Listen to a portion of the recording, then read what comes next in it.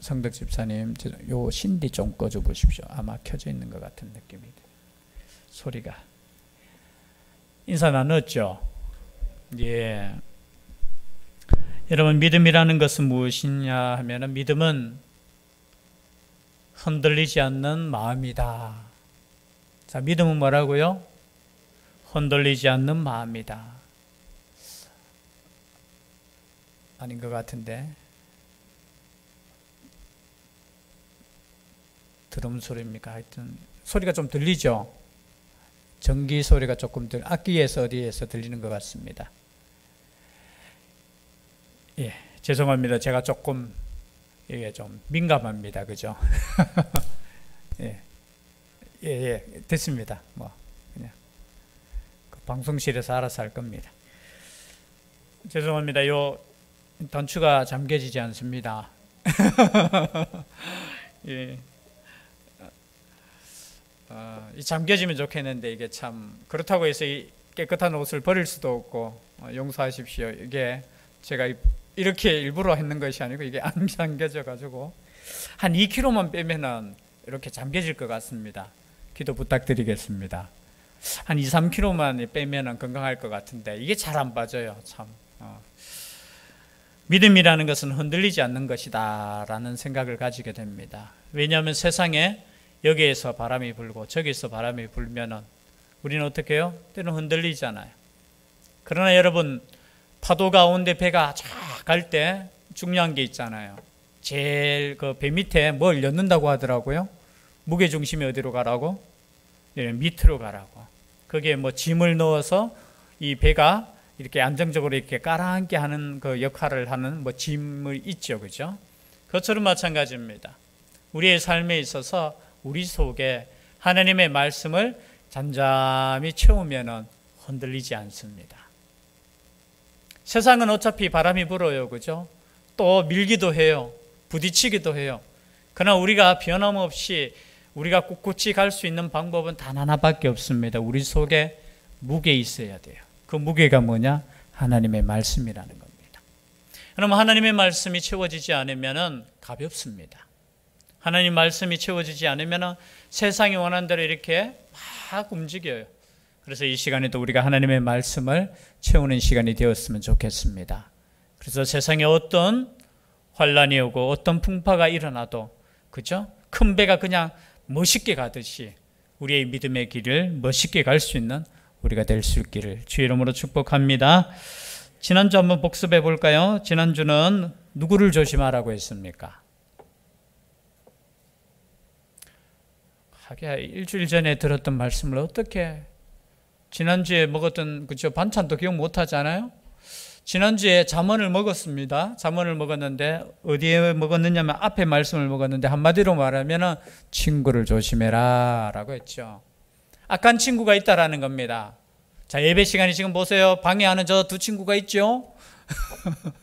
서로가 방해되면 안 되죠. 좋은 친구는 서로 예배를 잘 들을 수 있도록 도와주죠. 근데 믿음의 생활을 하다 보면 악한 친구가 있어요. 그래서 우리 함께 죄짓자, 우리 함께 하나님을 반역하자, 우리 함께 도둑질하자, 함께 거짓말하자, 함께 강도질하자. 그럴 때 어떻게 하라고요? 거절해라는 거예요. 거기에 유혹되지 말라, 이익에 넘어가지 마라, 탐심에 넘어가지 말라 라는 말씀을 지난주에 우리가 먹었고요. 오늘은 특별히 제목이 있습니다. 그 제목 한번 볼까요? 지혜가 부른다. 누가 부른다고요? 지혜가 부른다. 여기서 지혜, 여러분 지혜를 여기서 의인화시켰어요. 이 지혜가 그냥 명사잖아요. 근데 이것을 사람처럼 이렇게, 특히 이 지혜를 여성으로 묘사하고 있어요. 호쿠마라는 게 지혜라는 뜻이거든요. 호쿠마. 히브리어로 호쿠마가 지혜인데 그게 여성 명사예요. 여성 명사. 참 이상하다라고 생각할 수 있지만, 왜냐하면 아들에게 지금 주는 말씀이잖아요. 지금 솔로몬이 자신의 아들이든 아니면 그죠? 믿음의 아들이든 아들에게 야, 하나님의 말씀대로 살아라 하면서 주는데 누구를 조심해라? 여인을 조심하라는 거예요.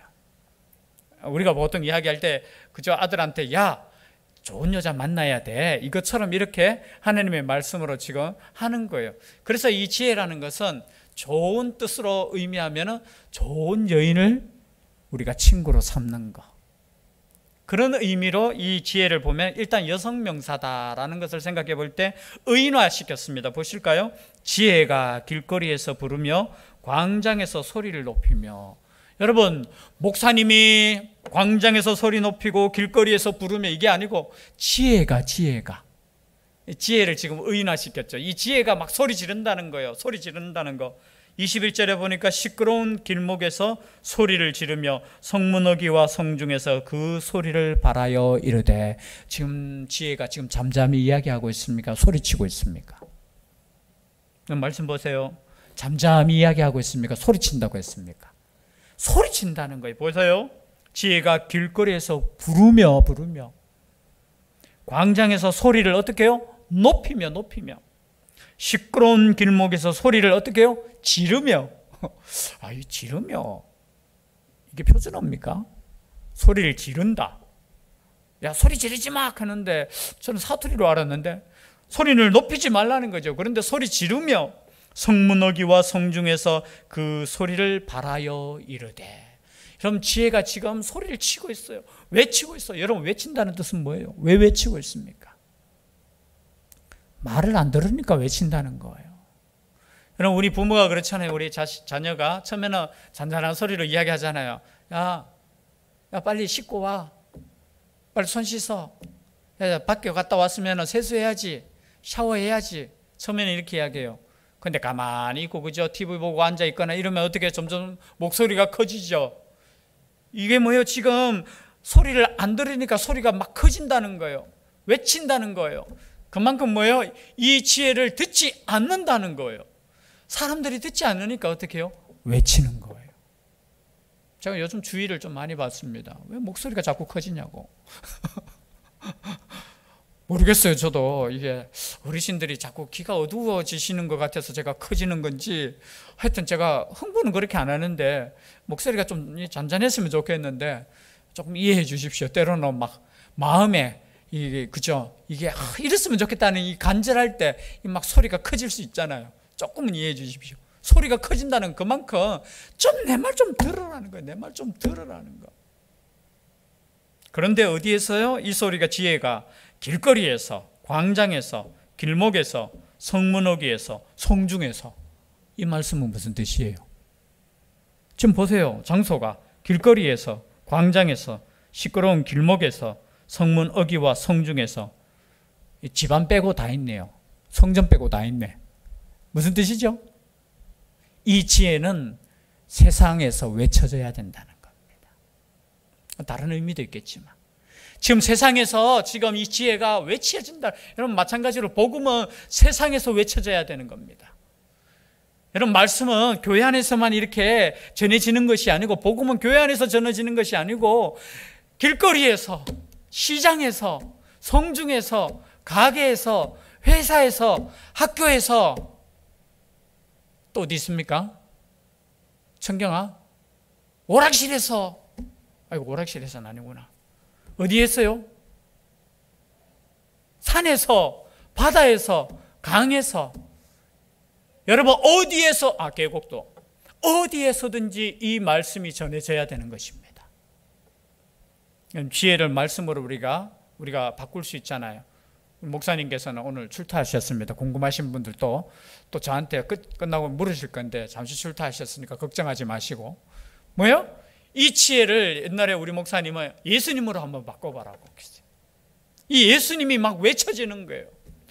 복음이 외쳐지는 거예요. 어디에서요? 길거리에서, 광장에서, 시끄러운 길목에서 외치라는 거예요. 외쳐. 이 지혜가 그렇게 외친다는 거예요.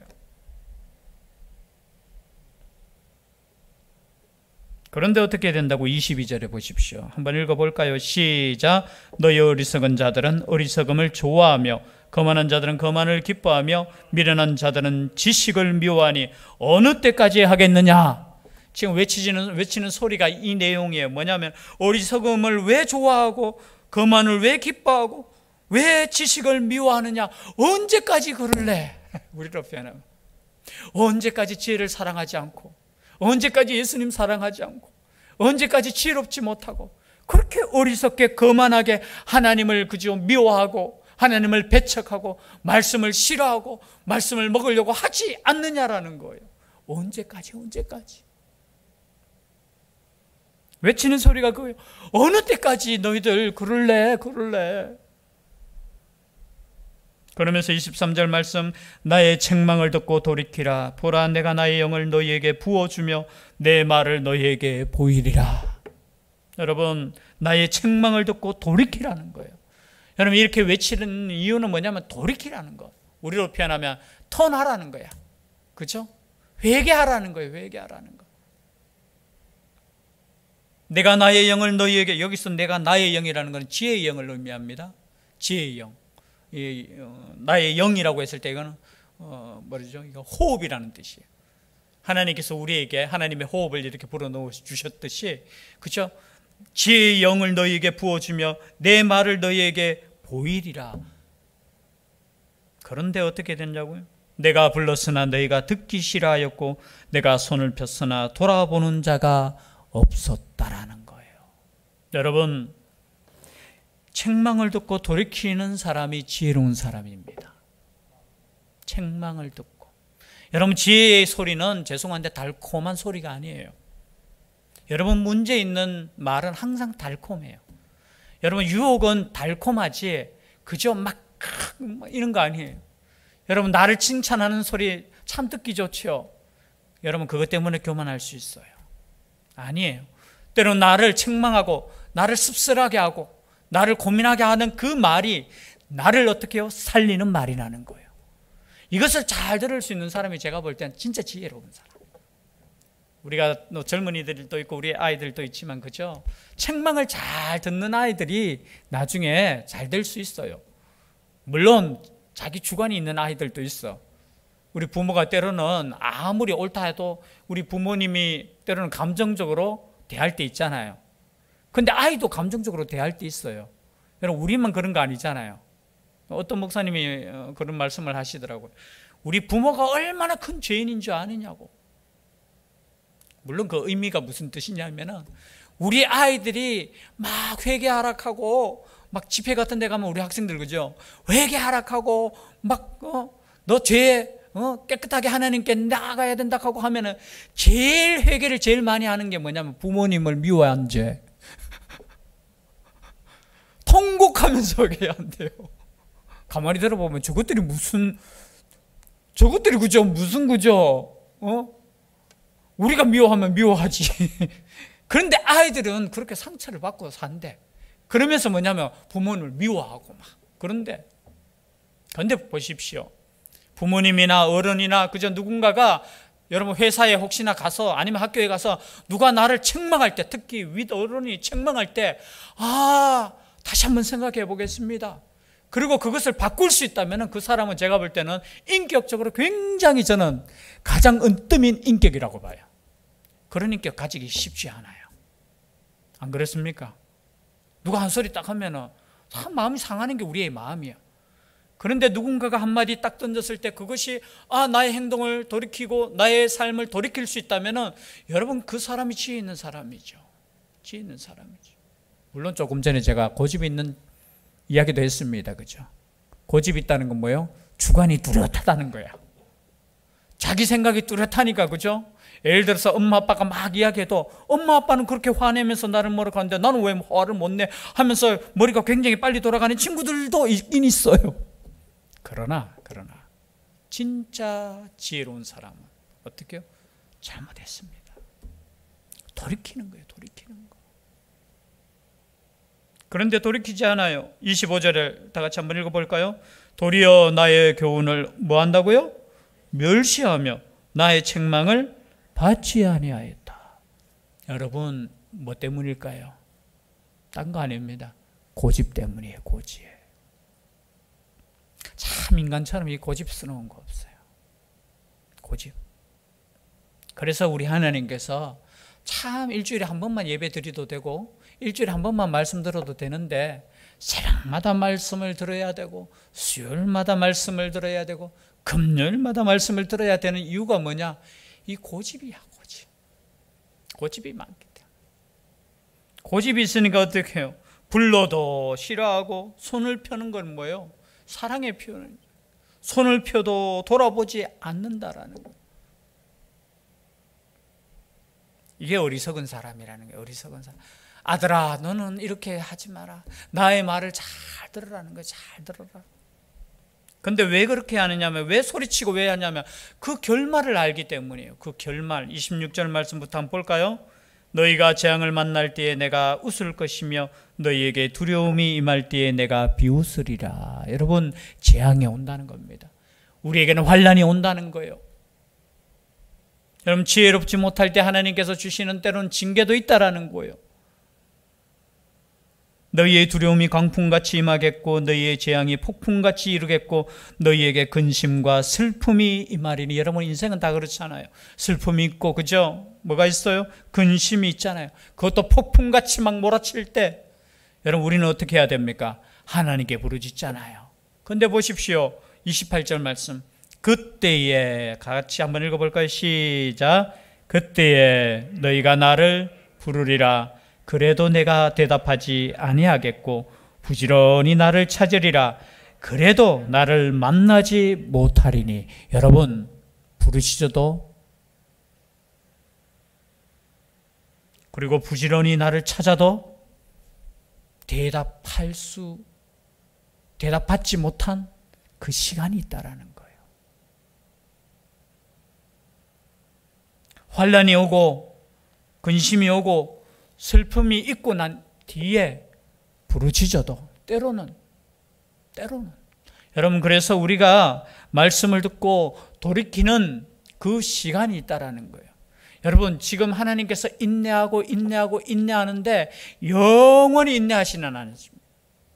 끝이 있다라는 거예요. 마태복음 25장에 보면 어리석은 여인과 슬기로운 여인이 나오잖아요. 다른 거 아니에요. 준비하느냐 준비하지 않느냐는 거예요. 왜냐하면 어리석은 여인은 딴 거 아니에요.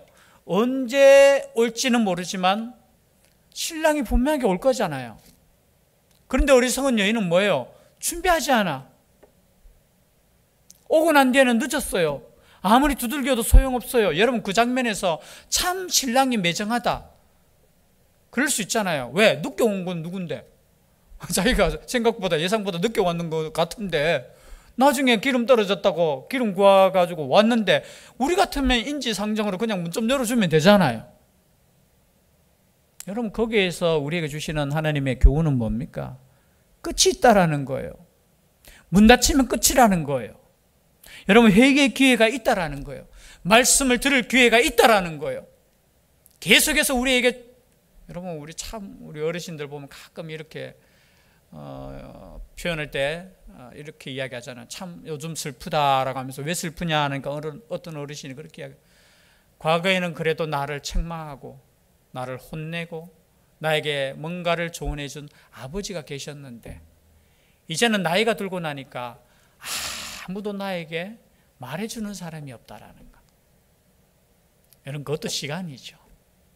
여러분, 우리가 지혜가 이렇게 말을 할 때 우리가 돌이키고 회개하고 나아가야 되는 거예요. 그런데 어리석은 사람은 어떻게 해요? 그 때를 놓쳐버린다는 거예요. 여러분, 어리석음과 저는 지혜는 딴 거 아닙니다. 때를 놓치는 거예요. 때. 기회는 똑같아요. 기회는 똑같이 주어지는데 어떤 사람은 그 기회를 잡으려고 하는데 어떤 사람은 뒤에 잡지 뭐. 여러분, 뒤에도 말씀이 나옵니다. 그렇죠? 말씀이 나오는데 한번 볼까요? 32절 말씀 한번 읽겠습니다. 32절 시작. 어리석은 자의 퇴보는 자기를 죽이며 미련한 자의 안일은 자기를 멸망시키려니와. 미련한 자의 안일, 이게 뭡니까? 미련하면서도 어떻게 해요? 게으르다는 거예요. 게으르다는 거. 괜찮을 거야. 여러분, 이게 영적인 게으름이에요. 영적인 게으름. 그냥 육적으로도 게으를 수 있지만 영적인 게으름은 뭐예요? 나중에 기도하지요. 나중에 말씀 듣지요. 나중에 회개하지요. 나중에 내 삶을 바꾸지요. 나중에. 그게 게으름이에요. 게으름. 성경에서 말하는 것은 육적인 게으름도 책망해요. 야, 개미에게 가서 부지런한 거 좀 배워. 그렇게 말씀하시지만 영적으로도 마찬가지예요. 지혜가 부르고 지혜가 책망하고 지혜가 소리칠 때 어떻게 해요? 빨리 돌이켜야지. 지금 돌이켜야지. 이런 마음을 먹어야 되는데 어떻게 해요? 나중에. 제가 말씀 읽을 때 그렇구나. 그죠? 운동도 또 자꾸 나중. 그러니까 이게 안 잠기는 거예요. 이게 게으른 거예요, 게으른 거. 목표를 정했으면은, 제 목표가 사실은 3년 전에 목표 정했는 거거든요. 이 단추가 잠길 수 있도록. 요까지만 해도 나는 목표 성공한다 하는데, 한 끼 안 먹으면 잠기긴 잠겨요. 숨을 좀 못 쉬는 거예요. 이게 게으른 거. 여러분, 영적인 것도 마찬가지입니다. 하나님의 말씀이 선포되어지고 하나님의 말씀을 우리가 대하여지고 때로는 책망이 있을 때 빨리 돌이킬 때 하나님의 역사가 일어나고 새롭게 되는 역사가 일어나지. 괜찮아, 오늘 들은 말씀 내일 또 할 거야. 괜찮아, 아이고 주님 뭐 언제 오겠노? 아니요. 언젠가는 불러도 대답하지 않고 찾아도 찾을 수 없는 그 시간이 온다는 거예요. 제가 우리 어르신들 보면 참 때로는 안타까울 때 있어요. 막 귀가 안 들리신다 하고, 눈이 침침해가 성경도 못 읽는다 하고, 무릎 아파서 막 걷지 못. 여러분, 우리 젊은이들 깨달으셔야 돼. 기도할 시간이 있어요. 성경 볼 시간이 있어요. 뭐 나중에 시간 있을 때 천만에요. 시간 있을 때라고 하는 그 말 자체가 바로 사단의 유혹입니다. 시간을 만들어서라도 하는 말씀 보셔요. 시간을 만들어서라도 그죠? 기도하셔야 돼요.